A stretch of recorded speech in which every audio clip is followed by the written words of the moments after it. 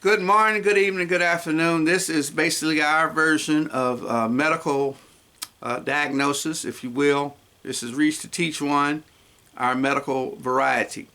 We have different forms of examination. Of course, when you do your history and physical, to be complete, you must totally inspect the patient. In this case, we're going to talk about one particular part of inspection that'll come very, very well to you, and it'll come real quick. And whether you're in medicine or not, you can make a diagnosis possibly. But this is something part of inspection. We talked about this before: inspection, palpation, percussion, and auscultation. Those four things must be done on the patient and they must not be shucked. You must spend time with the patient in order to understand the patient. It'll develop a bond between you and the patient. The more you touch your patient, the more you look at the patient and listen to the patient, the more they will believe in you. Trust me on this. Me having never been sued, I can tell you, this is Doc Pete, Reach to Teach One. Here we go.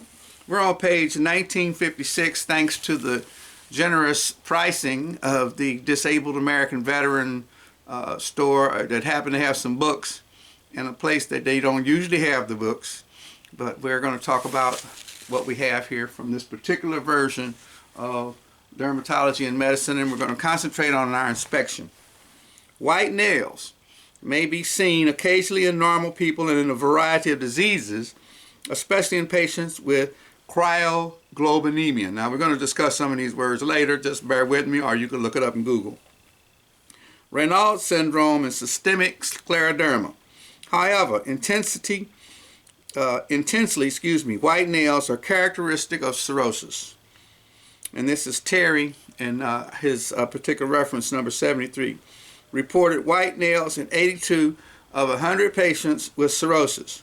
The white color was not within the nail plate, but was due to opacification of the nail bed, since the whiteness did not move with nail growth, nor did it alter with blood when blood was forced into the subungual tissues, that's right up under the fingernail, by compression of digital vessels.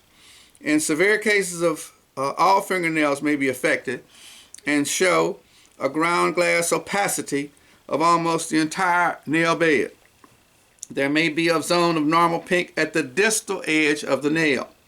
The white nail is probably due to overgrowth of connective tissue between the nail and the bone, and this reduces the amount of blood in the subcapillary plexus. A watch glass deformity may accompany white nails, and that's referenced in terms of the figure 167A, and I'll show those to you. In a patient with alcoholic liver disease, all fingernails showed multiple transverse white bands, which later disappeared and turned into typical white nails, and that's reference 74. We'll get that to you later. The changes were located in the nail bed and were thought to be due to vascular effects. Opaque nails, number 75, reference 75, and thin nail folds with a wide cuticle, reference 76, have been reported in chronic liver disease due to alcohol. Again, this is reference number this is in reference that we're giving you the inspection part of an examination. We're going to start off with this one because we didn't put all the particulars into the last one. This will conclude this particular part of physical examination dealing with inspection, where you look at a patient's hand, look at their nails, and of course this is what Terry's nails look like. Let me show you. Can you see that? On both sides there. Okay, that's going to conclude this particular recording. We don't want to load you up too much, but you can look at this on the side. This one was about Terry's nails.